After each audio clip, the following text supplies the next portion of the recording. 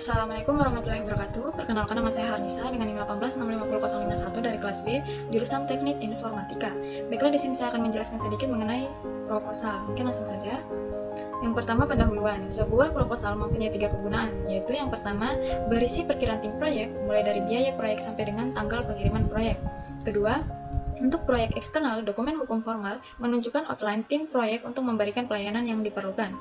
Ketiga, sebagai alat penjualan. Proposal yang berisi usulan, proyek akan dijual untuk mendapatkan keuntungan. Kemudian kesalahan utama pada proposal dapat disebabkan 2 hal. Yang pertama, tidak menawar, yang mana seharusnya bisa ditawar, dan yang kedua ada tawaran, tetapi hilang dalam kompetisi.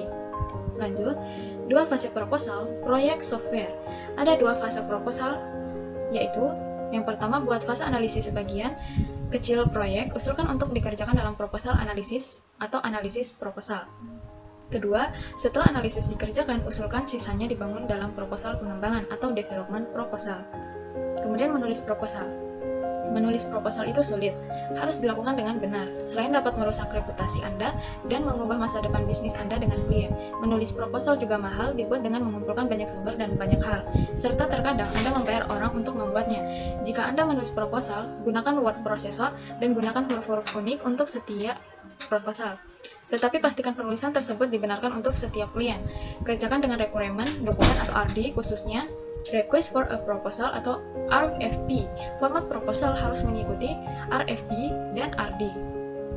Lanjut, garis besar proposal atau proposal outline. Yang pertama, cakupan surat atau cover letter, halaman judul title page, daftar isi atau table of contents, ruang lingkup atau scope, keuntungan atau advantage, keuntungan finansial, kemudian rencana atau plan, kemudian kemampuan dalam penyampaian atau deliverables, kemudian penerimaan atau acceptance, kemudian alternatif atau alternatives, kemudian istilah, kondisi, dan pendapat, atau terms, conditions, and assumptions, atau istilah khusus atau terminologi.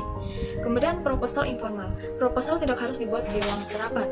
Proposal tersebut dapat dibuat menjadi informal melalui telepon, tempat latihan golf, bahkan di bar. Presentasi proposal secara formal yang dilakukan di ruangan rapat akan selalu membutuhkan tempat. Tetapi user sudah siap mengetahui hal-hal utama apa yang akan dikemukakan. Kemudian lanjut, persetujuan proposal internal. Ada aturan di DES, Software Service, yang menyatakan bahwa proposal tidak dapat keluar sebelum mendapat persetujuan dari manajemen tingkat tinggi. Persetujuan manajemen tingkat tinggi berhubungan dengan sejumlah hal yang diusulkan. Peraturan ini untuk menghindari hal-hal yang tidak diinginkan. Kemudian lanjut, presentasi proposal. Selalu siapkan presentasi, siapkan dan buatlah jadwal semua peralatan yang dibutuhkan, seperti transparansi, proyektor, layar, sebuah terminal dan modem untuk berhubungan ke dalam sistem yang mirip dengan yang Anda usulkan. Kemudian langkah-langkah presentasi. Yang pertama, buatlah ucapan pembuka, kemudian perkenalkan tiap peserta dan menyatakan tujuan pertemuan tersebut. Yang kedua, perkenalkan proposal Anda secara garis besar, kemudian bagikan proposal Anda. Kemudian beri waktu pada tiap peserta untuk membaca proposal. Kemudian beri penekanan utama di setiap bagian yang penting. Terakhir, tutup sarankan user untuk membeli dan membeli secepatnya. Kemudian kesimpulan untuk proposal. Penulisan proposal dan presentasinya merupakan sebuah seni. Anda mungkin beruntung dan tidak harus membuat proposal. Jangan membuat proposal asal jadi. Utamakan kualitas bukan kuantitas. Jangan jadikan sesuatu yang tidak diminta oleh klien. Siapa yang Anda pikir akan membayar ini? Rencanakan memberikan solusi untuk semua masalah, dan akhirnya untuk sebuah proyek eksternal, sebuah proposal adalah kumpulan dokumen yang sah. Hal ini seharusnya dibuat sebaik mungkin, seperti untuk proyek di dalam yang dengan resmi dibuat seperti jika melakukan kontrak eksternal. Kemudian, terima kasih. Mungkin itu saja yang dapat saya jelaskan. Lebih dan kurangnya mohon dimaafkan. Wabillahi taufiq wal hidayah. Wassalamualaikum warahmatullahi wabarakatuh.